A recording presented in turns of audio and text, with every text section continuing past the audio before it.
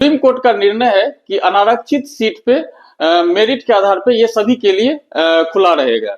ये अनुच्छेद 14 और 16 के पर आधारित है और अनुच्छेद 14 और 16 ये हमारे फंडामेंटल राइट के अंदर आता है। मूल अधिकार उसको या मौलिक अधिकार कहते हैं। ये मौलिक अधिकार इस चीज से समझिए कि मौलिक अधिकार यदि हम लोग से छीन लिया जाए तो हम लोग का जीवन जेल जैसा हो जाएगा। जैसे जेल में हम लोग जाते हैं तो जेल में हम लोग का मूल अधिकार वहां पे छीना चल जाता है। वो सिर्फ 90% हम लोग का मूल अधिकार छीना जाता है। यदि सोच लीजिए 100% छीना जाएगा तो हम लोग का जिंदगी क्या होगा, नरक हो जाएगा। तो हम लोग समझते हैं कि अनुच्छेद 14 और अनुच्छेद 16 होता क्या है। अनुच्छेद 14 जो है ये कानून के समक्ष समानता है। कानून के समक्ष समानता मतलब कानून सबके लिए बराबर है। जब हम कोर्ट में जाते हैं तो देखते हैं जो उस पे पट्टी लगा रहता है कानून पे। इसका मतलब क्या हुआ, ये सबके लिए बराबर है, चाहे आप राष्ट्रपति हैं कि चाहे आप प्रधानमंत्री हैं कि चाहे आप आईएएस हैं कि चाहे आईपीएस हैं, चाहे आप गरीब लोग हैं, इससे किसी से डिफरेंस नहीं करता है। इसमें एक चीज लाया है जो कि ये कानून के समक्ष समानता यूके से आया हुआ है और उसमें बाद में एक चीज यूएस इसको जोड़ा है, कानून का समान संरक्षण। जैसे 6 साल का कोई बच्चा है, कोई 20 साल का है, तो 20 साल का बच्चा तो इस पे केस कर सकता है जो यहाँ पे हमको ज्यादा टिकट लग रहा है ट्रेन में, 6 साल का बच्चा कम लग रहा है, क्यों, इस पे हम केस कर सकते हैं। जैसे राष्ट्रपति और राज्यपाल ये दो ऐसा पद है भारत में जो यदि उस पद पे है और वहां पे वो मर्डर भी कर देता है तो उसको सजा नहीं होगी।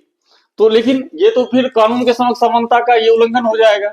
तो सोचिए हम लोग के संविधान बनाने वाले ने डॉक्टर भीमराव अंबेडकर, डॉक्टर राजेंद्र प्रसाद, ये लोग मिलके कैसा कानून बनाए हैं कि जब ये चीज है कानून के समक्ष समानता तो इसमें राष्ट्रपति और राज्यपाल कैसे अलग हो जाएगा। तो इसमें एक चीज बाद में ऐड किया गया कि यदि राष्ट्रपति और राज्यपाल पद पे रहते हुए कोई भी गलत काम करते हैं या कि कोई भी ऐसा काम करते हैं जो कानून इजाजत नहीं देता है, तो जब वो पद से हट जाएंगे तब उसको उसका सजा मिलेगा।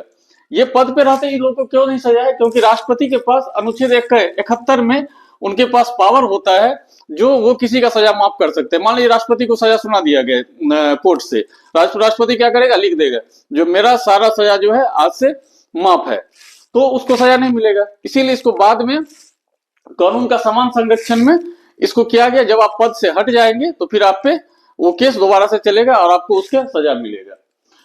अनुच्छेद 16 है लोक नियोजन की समानता, मतलब सरकारी नौकरी में सबके लिए समानता है, लेकिन इसमें पॉजिटिव डिस्क्रिमिनेशन भी है।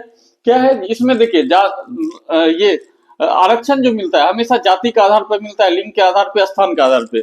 जाति के आधार पे, इसमें धर्म के आधार पे नहीं मिलता है, जो कौन हिंदू धर्म से कौन मुस्लिम धर्म से, जाति के आधार पे ही मिलता है।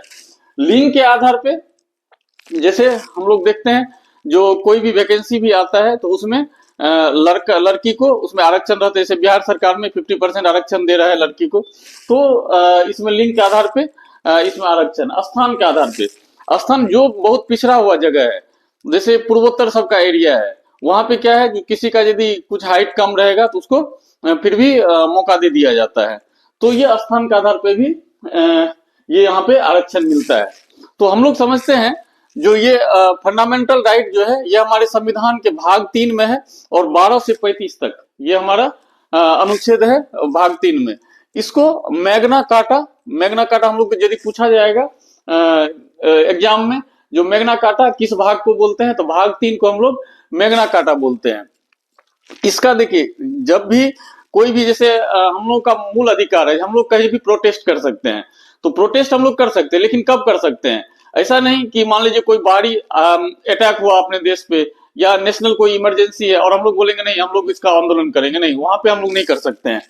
तो राष्ट्रपति इसको क्या कर सकता है, निलंबित कर सकता है, जो नहीं अभी आपका मूल अधिकार अभी आपका छीना जा रहा है, जब ये चीज खत्म हो जाएगा फिर आप यहाँ पे आंदोलन कर सकते हैं उसको राष्ट्रपति। लेकिन इसको परमानेंट हटा नहीं सकता है।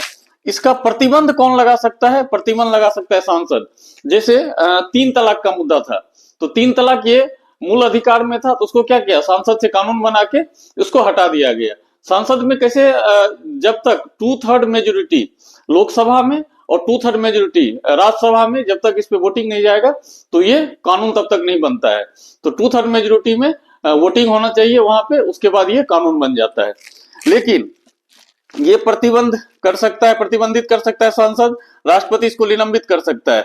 लेकिन हम लोगों का रक्षक भी है न्यायपालिका, इसको न्यायपालिका रोक सकती है। यदि उसको न्यायपालिका को लग जाएगा जो सांसद ये गलत कानून पास किया है, या फिर राष्ट्रपति इसको निलंबन ऐसा नहीं करना चाहिए, तो इसको न्यायपालिका जो हम लोग का है, हाईकोर्ट, सुप्रीम कोर्ट, इस पे रोक लगा सकती है। तो यही हम लोग का आर्टिकल 14, 15, 14 और 16, और ये हमारा फंडामेंटल राइट